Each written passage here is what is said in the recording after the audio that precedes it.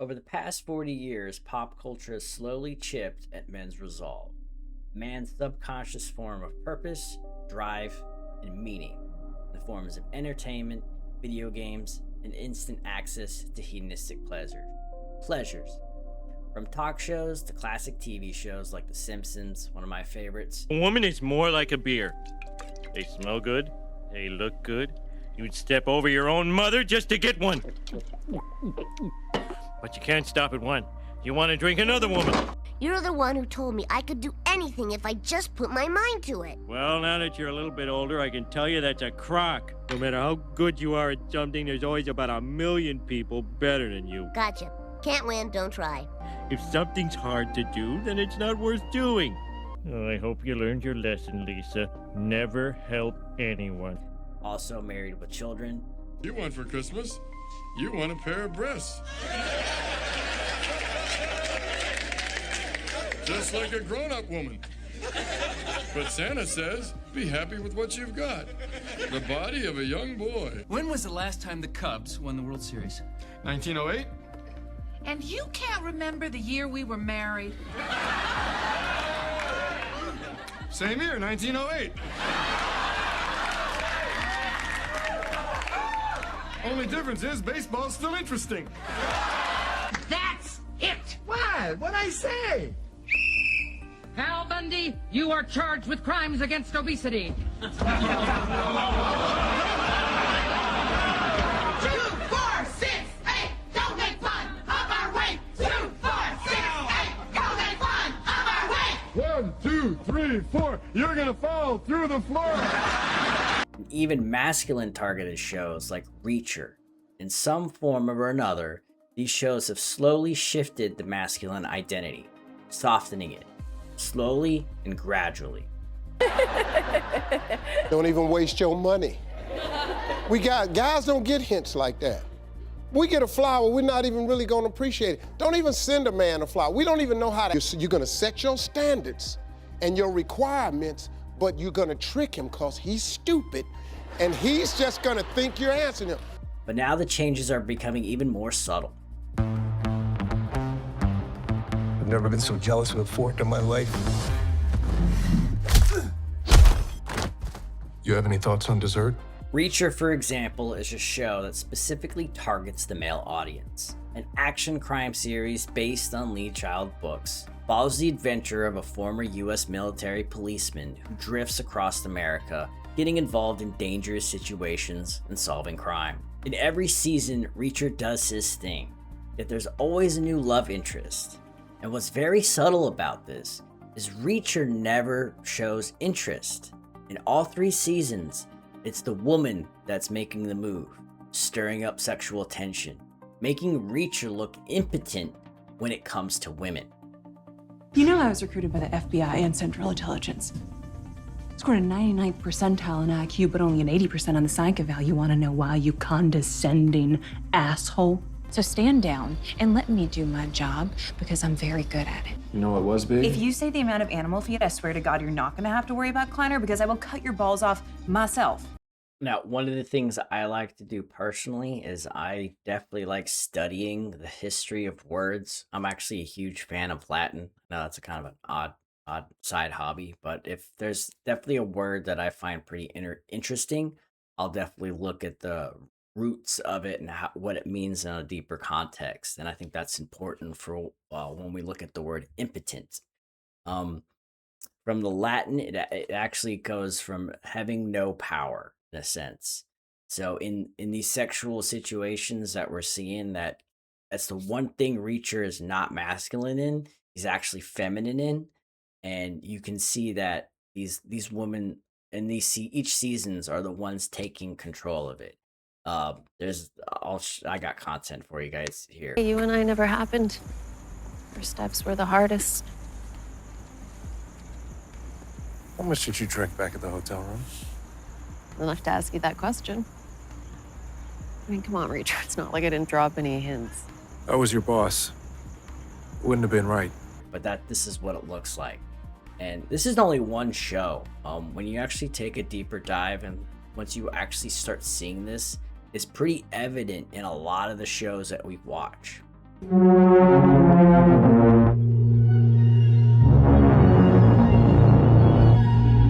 note, this show is a few years after the Me Too movement. Production for it started in 2021, and the Me Too movement really got pretty big around 2017, 2018. And for a show that strictly targets the male audience, this subconsciously reinforces behavior. And once you start seeing this type of behavior a few times, it starts coming up more and more often. Everything you watch. These shows are trying to tell you something, yet they don't want you to consciously know it. Moving into the world of gaming, this is something I deal with myself. Even from an early age, I loved my video games. As much as it pains me to say this, 99% of the time, video games are an absolute complete waste of time. And like we did earlier, I'm a huge fan of it's called etymology, the study of historical origins of words. I do think it's very important that we go and look into what entertainment actually means. From the research I've done, I know in Latin, the best way to explain this, and I feel like this is like a good way to connect the dots, is it tames your attention. And I actually do believe that the world we live in now, is an attention economy, so to speak. So when you're consuming entertainment, you're taming your intention. That's why we have difficulty probably starting tasks. That's why we don't need to be bored anymore. We just grab that device or get video games, TV shows, DoorDash, anything we could want. It's instantaneously delivered at any moment. We don't have to go work for things. And I think we're paying for these consequences. So that's what we're seeing in culture and society happening right now. Now back to the gaming segment. Personally, I believe in video games, especially over the last 30 years. It's hijacked the masculine reward system, and science backs this up. Studies have shown that playing video games triggers a dopamine release in the brain's reward center, the same neurological chemical response associated with achievement, conquest, and competition. Game designers know this, and they engineered for it deliberately. Behind every player, there's a story. Some play for fun, some for competition. But for many, video games are something deeper. A safe space, a place to escape, to feel understood, even when the real world feels cold and distant. Some people don't feel at home in the world around them. Maybe they struggle to connect, to fit in, or to feel seen. But in a video game, they can be anyone. A hero, a warrior, a builder of worlds. For a few hours, reality fades away. The noise quiets down, and the digital world becomes the only place that truly feels alive. Think about the progress bar, the little line filling up on your screen.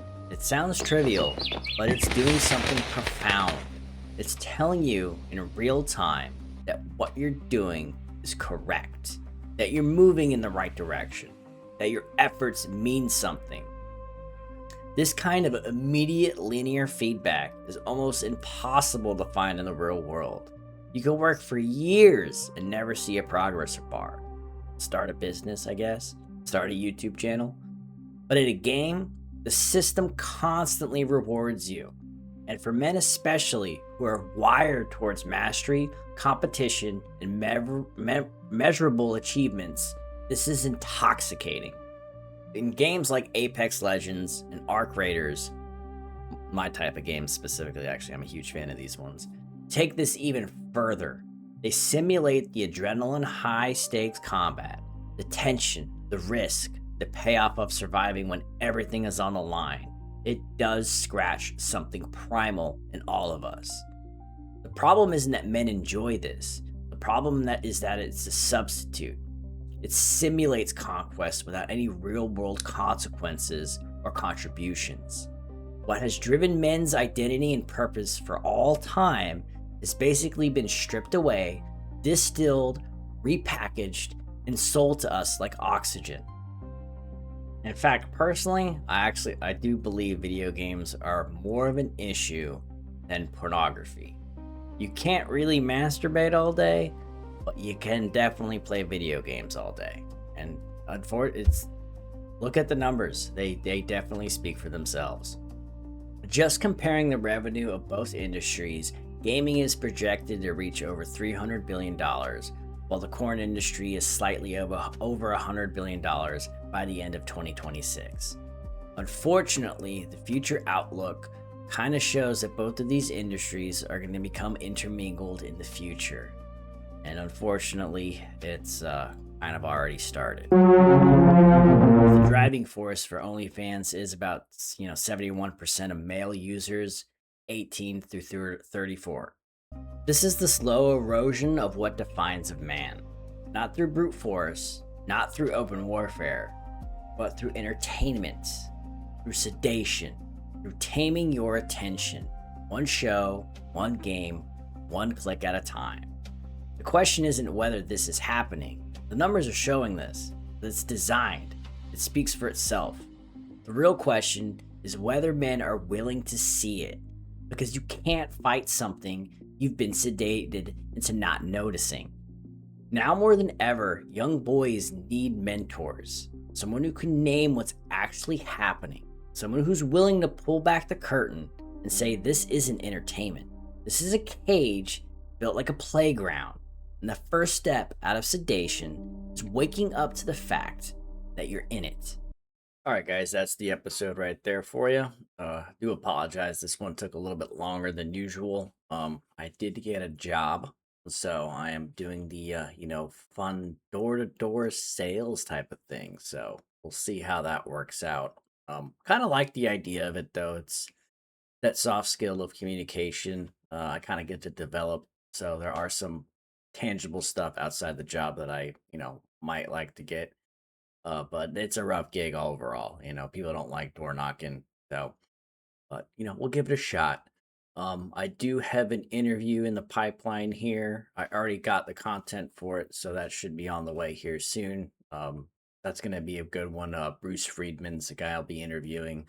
You guys ever seen anyone at the school board meetings reading the books that are in the library of our kids? That's the guy.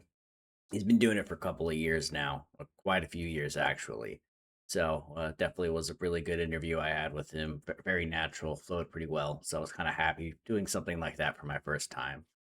But that's in the pipeline. So hopefully I'll get this stuff to you guys here soon. Appreciate you guys watching it. Thank you.